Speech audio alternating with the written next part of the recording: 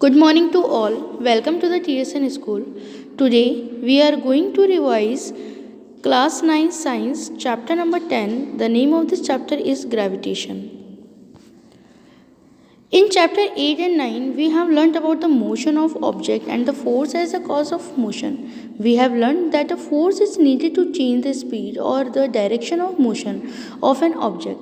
We always observe that an object dropped from a high falls towards the earth. We know that all the planets go around the sun, the moon goes around the earth. In all these causes, these must be some forces acting on the object, the planets and on the moon. Sir Isaac Newton could grasp that the same forces is responsible for all these. These force is called the gravitational force.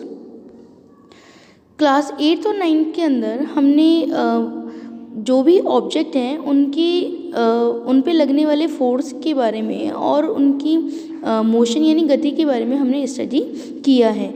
हमें ये अच्छे से पता है कि जब भी कोई ऑब्जेक्ट को ऊंचाई से गिराया जाता है तो वह पृथ्वी की ओर ही गिरती है, अर्थ की ओर ही आती है। और हमें ये भी पता है कि जितने भी प्लैनेट्स हैं वो सब सूर्य की चारों ओर चक्कर लगाते हैं और जो मून है वो अर्थ के चारों तरफ चक्कर लगाता है।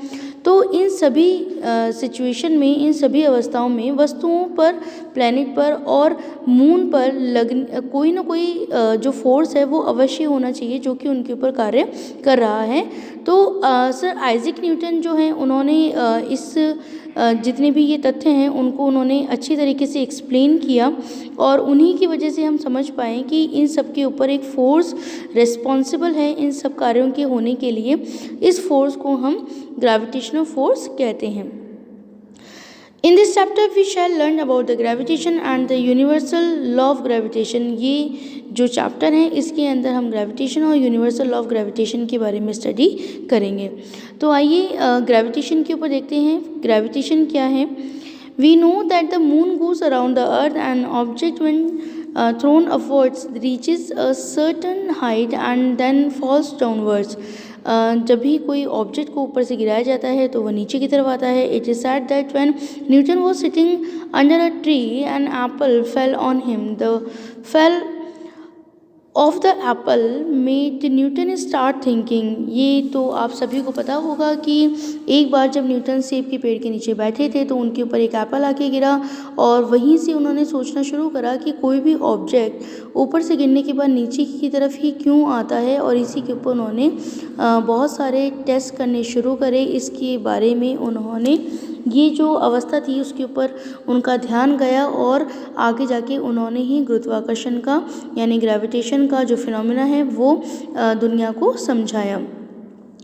आगे बताया गया है कि he argued that at each point of its orbit the moon falls towards the earth instead of going off in a straight line, so it must be attracted by the earth, but we do not really see the moon falling towards the earth।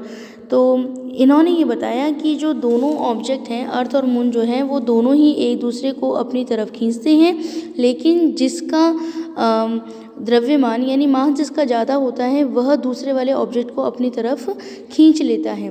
तो यहाँ पर एक activity बताई गई है जिसके बारे में हम इस चैप्टर से रिलेटेड वीडियो में स्टडी कर चुके हैं।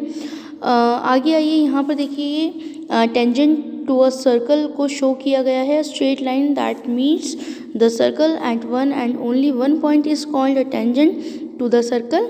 Straight line ABC is a tangent to the circle at point B। कोई भी सरल रेखा जो कि वृत्त से केवल एक ही पॉइंट पे मिलती है, एक ही बिंदु पर मिलती है, उसे हम उस सर्कल की टेंजेंट कहते हैं, यानी उस वृत्त की हम उसे स्पर्श रेखा कहते हैं। और इस डायग्राम के अंदर हमें यही शो कराया गया है। ABC एक टेंजेंट है जो कि इस सर्कल को पॉइंट B के ऊपर टच करती है। आगे की तरफ बताया गया है कि the motion of the moon around the earth is due to the centripetal force. The centripetal force is provided by the force of attraction of the earth, if there were no such force, the moon would pursue a uniform straight line motion. जो अर्थ है उसकी चारों ओर जो moon की जो गति है वो सेंट्रीपिटल फोर्स की वजह से होती है, जिसे कि हम लोग हिंदी में अभिकेंद्री बल कहते हैं। ये जो सेंट्रीपिटल फोर्स है ये पृथ्वी की अट्रैक्शन, पृथ्वी जो अट्रैक्शन फोर्स अप्लाई कर रही है उसकी वजह से क्रिएट होता है। यदि ऐसा कोई फोर्स अर्थ नहीं क्रिएट करे तो क्या होगा, जो मून है वो एक स्ट्रेट लाइन के अंदर ही आगे चलता जाएगा। तो इसके आगे हमारे पास जो इम्पोर्टेंट टॉपिक है वो है universal law of gravitation. Universal law of gravitation that means गुरुत्वाकर्षण का सार्वत्रिक नियम।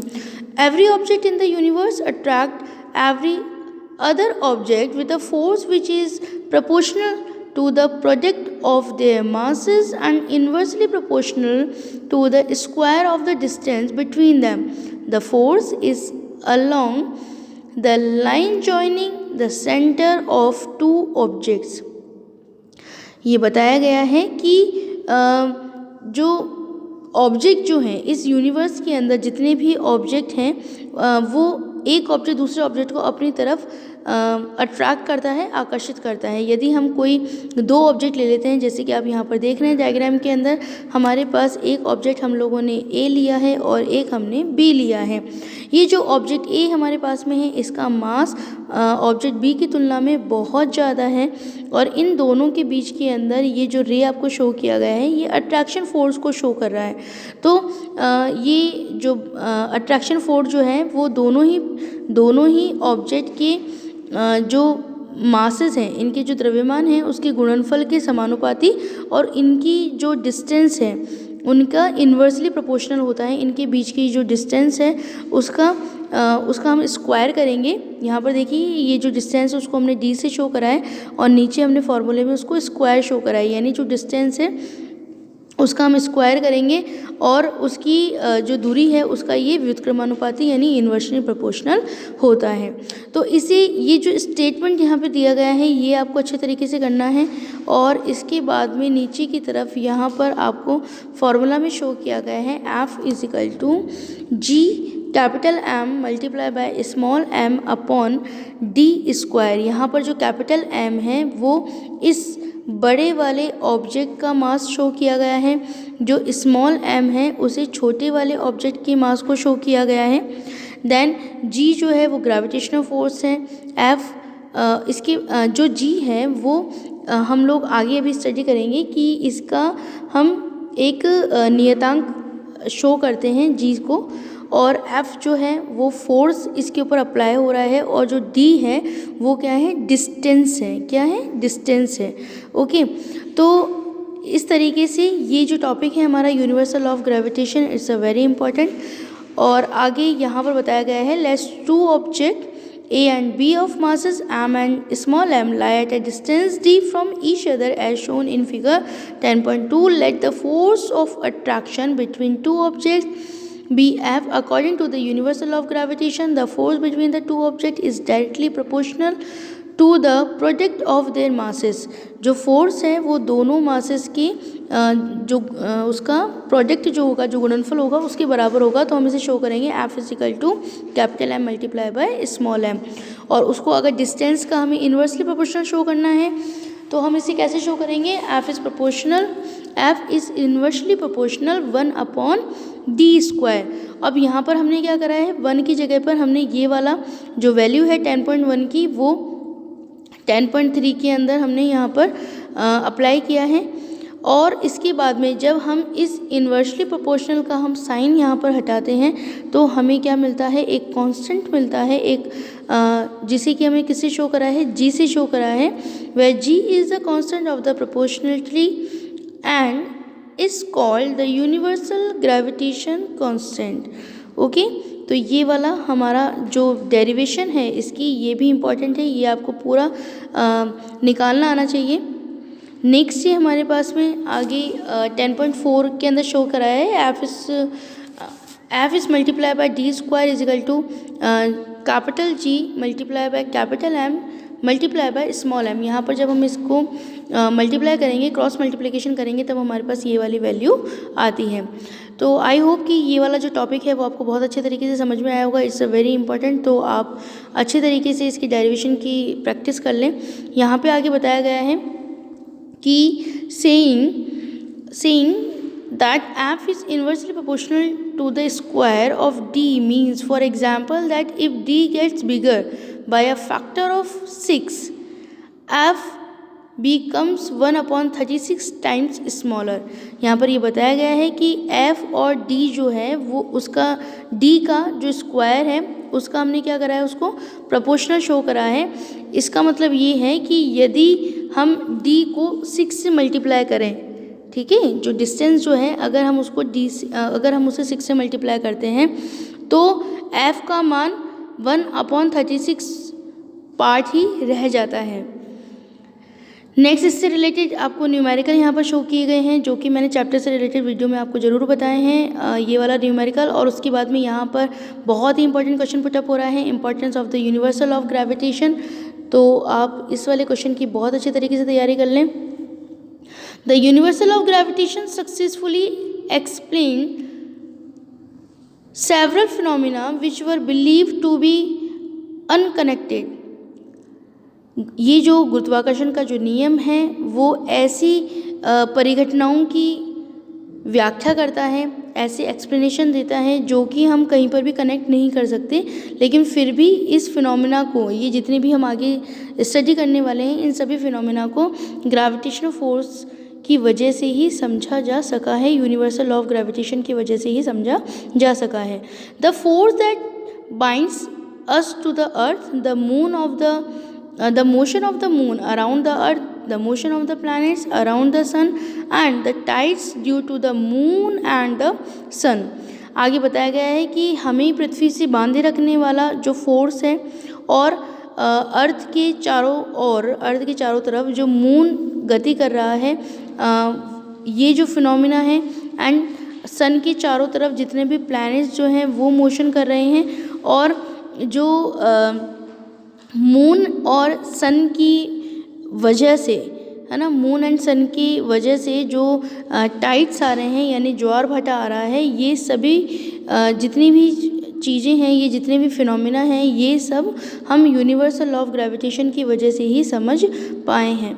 इसके बाद में आपके पास जो टॉपिक है वो है फ्री फॉल, और फ्री फॉल के अंदर बताया गया है कि जो इसका एक्सप्लेनेशन था वो यही था कि जब कोई भी ऑब्जेक्ट ऐसा हो जिसके ऊपर कोई भी फोर्स कार्य नहीं कर रहा है, तो और वह अपने ही भार के अकॉर्डिंग नीचे की तरफ गिर रहा है, तो हम उसे क्या कहते हैं, हम उसे फ्री फॉल कहते हैं। We have learn that earth attract the object towards it, this is due to a gravitational force. तो फ्री फॉल की स्टडी हम कहाँ कर पाते हैं? फ्री फॉल की स्टडी हम वहाँ कर पाते हैं जहाँ पर कि एयर प्रेजेंट नहीं है, ठीक है।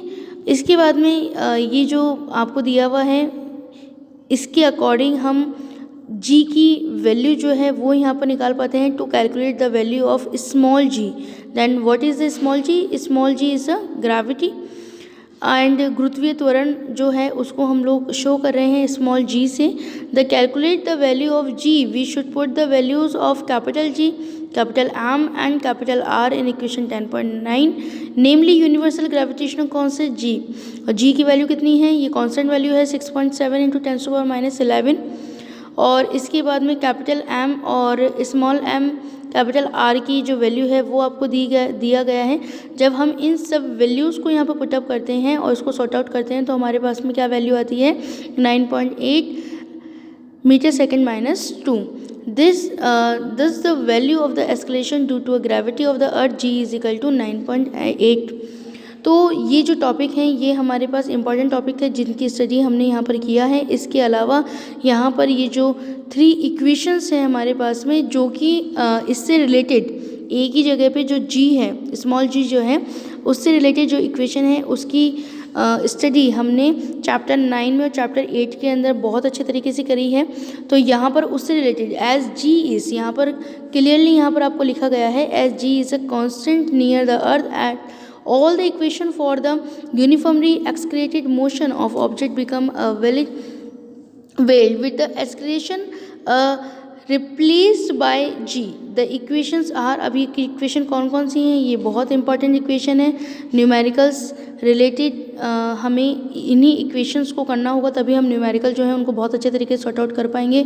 और वो क्या है, v equal to u plus a t, then second is s equal to u t plus a t का square, and third is v square is equal to u square plus 2as। तो यहाँ पर आपको इनकी बहुत अच्छे तरीके से तैयारी करनी है। आई होप इस चैप्टर का जो रिवीजन वीडियो है वो आपको बहुत अच्छे तरीके से समझ में आया होगा। और जितनी जो डेरिवेशन के लिए मैंने आपको कहा है वो अच्छे तरीके से आप उसकी प्रैक्टिस करें। चैप्टर से रिलेटेड जो हमारे पास में न्यूमेरिकल हैं उनकी तैयारी भी आप अच्छी तरीके से करें। थैंक यू वेरी मच मुझे।